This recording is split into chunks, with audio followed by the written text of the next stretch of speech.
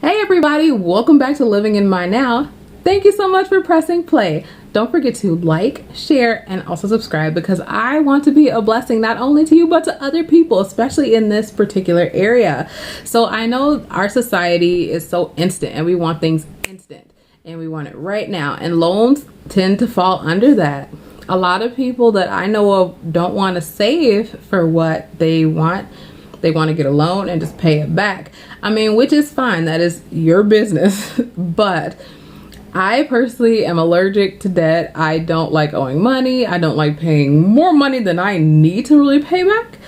So for those of you who are looking for an out to just pay it and graduate with zero debt, it is very much possible. I have a friend who just completed his pre-med, his entire pre-med, and you know how much he owes? Absolute zero. He took out no loans whatsoever.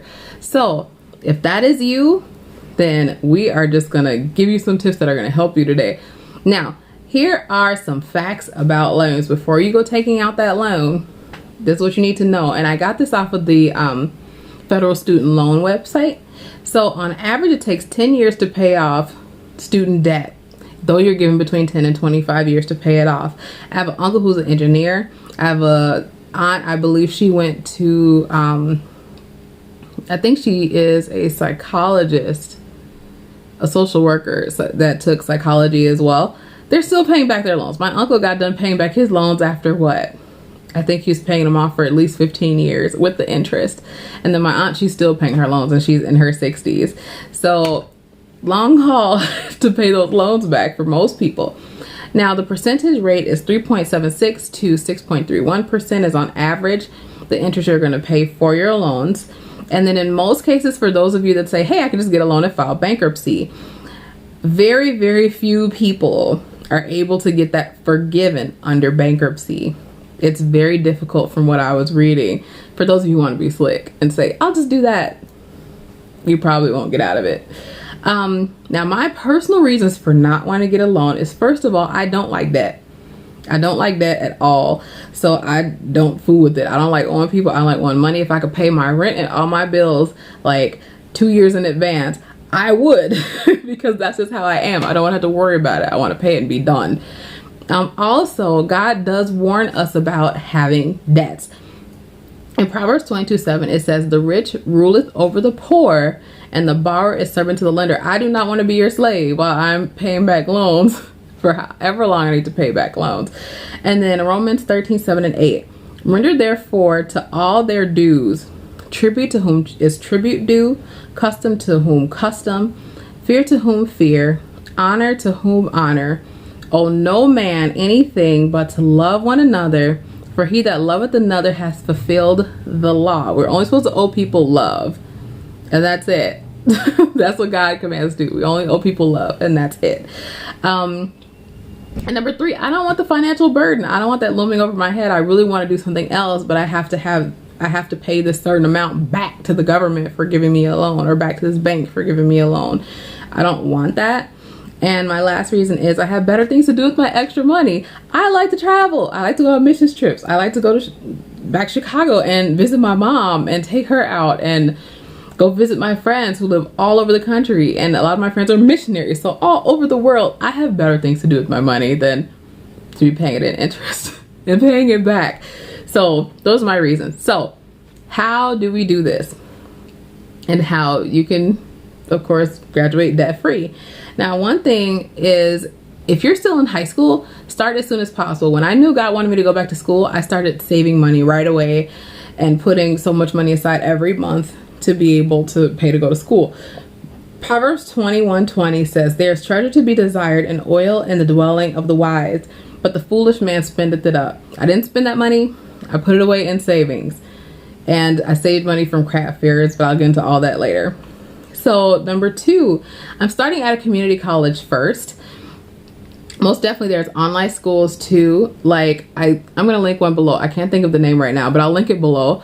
And you can take credits online. You can take credits while you're still in high school, college credits, if you know what God wants you to do with your life, if He wants you to go to college. But definitely I'm starting there first because it's a lot cheaper. It's like $171 a credit, which is the cheapest that I've found in my area.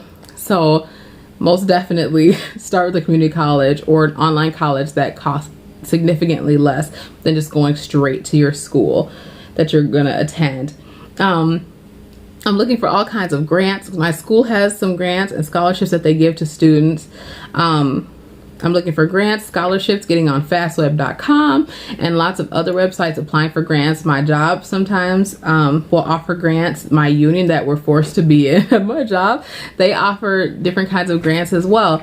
So I'm looking into every avenue that I possibly can to get that free money to fund my school bill. Also, I applied for student aid through the government. And you can always just say no to the loan part, which I did, and just accept the grant part. If they give you grants, this summer I'm taking too few credits. So I'm not able to get the grant, unfortunately, but I have the money saved to pay for my credits for the summer. So that's a good thing. Also, I am using my God-given gifts and talents. I don't know if you guys know, I absolutely make jewelry. And from craft shows I've done before, I was able to save $900 actually last year to go toward my school bill. So you can use your God-given talents. If you could sing, if you could play piano, just offer to go play for a certain amount of money an hour. Or if you are good at music or good at something you want to teach people, do that, because I'm actually going to do a jewelry making class as well to make money on the side. Use your God-given talents. That's going to help you. Also, I'm taking advantage of our tuition reimbursement at my job. We have that where they'll match what you pay. They'll pay you back up to $3,500 a year, which of course I'm going to do that. That saves me money too. And I just put that right back into my school fund. So I hope this helped you guys, and just know you have to be committed, and you are going to have God help you. Sometimes it's going to be hard. So for some people, I've heard that it's been difficult, but it's so worth it when you graduate and you get that cap and gown and you owe this much, and you can just launch off into whatever God has for you. So I'm going to give you guys a few more verses. Proverbs 12:24. The hand of the diligent, shall bear rule, but the slothful shall be under tribute. Psalms 10:4. He becometh poor that dealeth with a slack hand, but the hand of the diligent maketh rich. And Galatians 6:9, and let's not be weary in well-doing, for in due season we shall reap if we faint not. So I hope this is a blessing to you guys. I'm going to link some things below because I love Dave Ramsey, and I'm actually using his wealth building plan. My friend who is very wise with finances, we're doing it together and he's helping me. So click on the links below. Don't forget to like, share, subscribe, and I will see you guys for Testimony Tuesday. Bye.